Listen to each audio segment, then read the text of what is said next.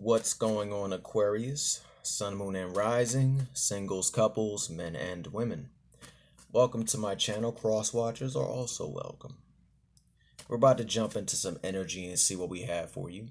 Again, this goes out to singles, couples, men and women, Sun, Moon, and Rising, Jupiter, Venus, and all that good jazz.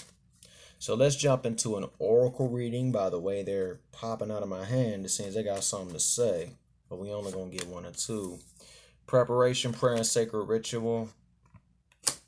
The resting tree. The altar, priestess, and the resting tree. Now, I'm gonna put this in a way that my witches and my pagans and my magicians understand, or anyone that carries out sacred rituals. You know, you don't have to be of a specific tradition. Ritual is a ritual. You all know what happens with the altar priestess. That's a preparation, that's a prayer, that's a sacred ritual. That's when you get out there and you're in that process of making the magic happen. You're in the process of aligning between above and below, as within, as without. But what I'm picking up mostly is your preparation, your prayer, and your sacred ritual are on point. For those into numerology, the number is 39 and 22. But even as the altar priestess, and this can go out to gentlemen as well, you have to understand that after you do the working, be still, be patient. Many of you call it grounding and centering. After the working, you ground, you center, you become mundane, and you forget about it and let the universe bring it to pass. For those that are trying to figure out how to really make that happen, patience and stillness. Also, now is a good time to rest within the grounded energy that you emit, or the grounded energy that you are placed in, whether you like it or not, because a lot of us have been grounded. And it sucks. Especially if you're used to being out and about and just doing the damn thing. Now is the time for patience and stillness. It's a good time to really delve into spirituality, to delve into that altar priestess, but understand that after each working, whether it's a financial working, a love working, spiritual growth, so forth and so on, just understand that after every working, there is a patience and a stillness. There is a regrounding. There is bringing yourself back from the aethers to the mundane so your working can go off and manifest.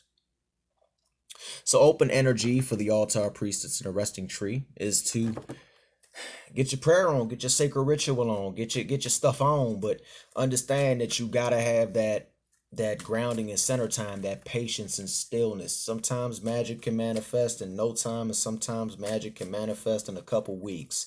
It all depends on what one has to go through, and it also depends on the execution of the work.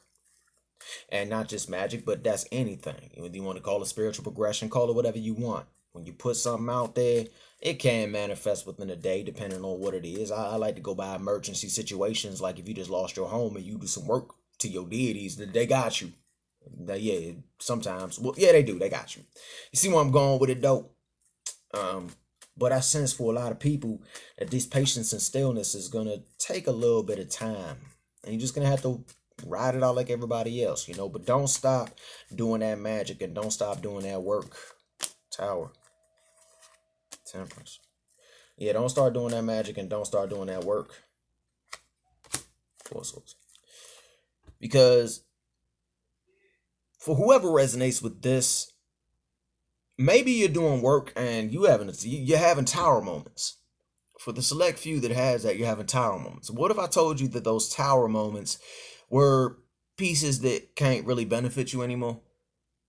Internal tower moments. Maybe a few of you are having an emotional moment, or you're having jagged crying fits, or you get angry, you get filled with rage, an emotion. It doesn't matter what emotion it is. Well, those emotions are kind of like the tower. I'm also sensing that quite a few of you might be doing some healing work. Well, healing isn't always comfortable. So if you're doing healing work and you are actually being patient and still, and you explode anyway, and you can't recenter, and you can't reground, and you can't get back to focus, then just connect 2 and 2. Because I'm sensing that a few of you are trying to stay grounded also, and it's really a struggle, and you keep having these internal tower moments.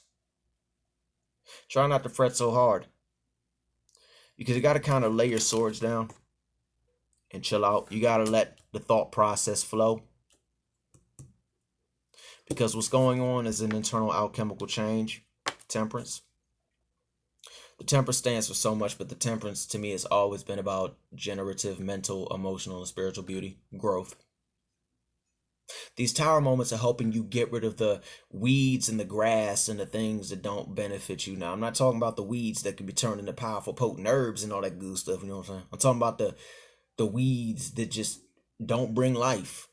Because there are some weeds out there that just don't bring life. Weeds can get into a beautiful garden and destroy it. So I love some weeds, but some weeds gotta go. And I am sensing that those who are doing these workings but still having these tower moments that are still unbalanced or trying to rebalance but can't fully regain balance, those tower moments are so the temperance can work on you. Internal soul work, alchemical change, being able to stay within the emotions as well as the mundane at the same time, being able to tap into beautiful energies, so forth and so on, and excuse me, and to actually be the master of your emotions. Because if you look at the temperance, you see her, you might be able to see it, wielding cups with emotions in it. Well, the emotions, the water, are her emotions. The water is your emotions. The challenge is taking that time to learn how to wield them. So if you're going through those tower moments, try not to worry too much, because it's going to pay off. It's going to pay off. You just got to be a little patient like everybody else and understand that the Five of Pentacles will pass if you are in that energy. You know, it's an interesting time.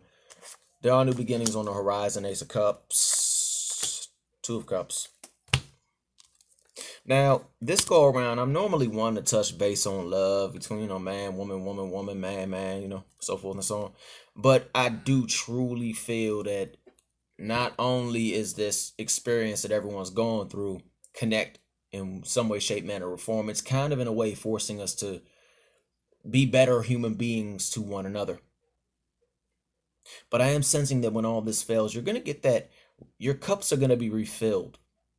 And you're actually going to have this deep alchemical change within self through the temperance, which is going to make you have a deeper sense of love for yourself. Gentlemen, you don't have to suppress the divine feminine within. Ladies, you don't have to suppress the divine feminine within, or the divine masculine. And I sense that this tower and these temperance and these shifts and the sacred ritual, patience and stillness is going to bring you back to that. But you have to be open to it. You have to be open to that potent life force water refilling and leading you into the Two of Cups. Okay? Because I am picking up, love is possible, but this go around I'm picking up a self-love aspect. I'm picking up a self-love vibe. All right? So let's see what we can find in closing for you.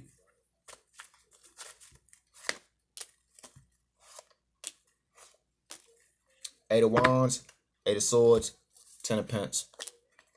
The universe is actually in your corner right now, and what you launch the universe will go forth and manifest. But I'm sensing that with all the explosions, you might be a little tied off, blocked off. You don't really want to deal with it. It's like you go through stuff and life explodes and you're just kind of like, why do I keep trying? Well, keep trying, because the outcome is the Ten of Pentacles. Happy wife, happy life, happy hubby, happy bubbly, happy dog, happy cat. But pretty much everything you could want. I'm not saying that it has to be a specific way. Most people think that happiness is a dog, a cat, 2 cars, and a 1.5 bedroom backyard house in the cut. Nah, in reality, it's what makes you happy. For example, not everyone is into marriage, and some people are just into hand-fasting a relationship, so forth and so on. But after all the dust settles, I do see goodness coming. So what you got to do is keep your altar priestess vibe going on and understand that you're going to have to rest between each working so they can take the time and manifest, okay? Try not to stay too closed off, and understand that every time you do a working, if you explode inside and have a crying fit, or you go through a cleansing, that it is really a part of the working, all right? That's all I got for you. Hopefully this resonated with you in some way, shape, manner, or form. If so, please like, share, and subscribe, and make sure you hit the bell so you'll be notified when I upload a new video. All right? I'll talk to y'all soon. Peace.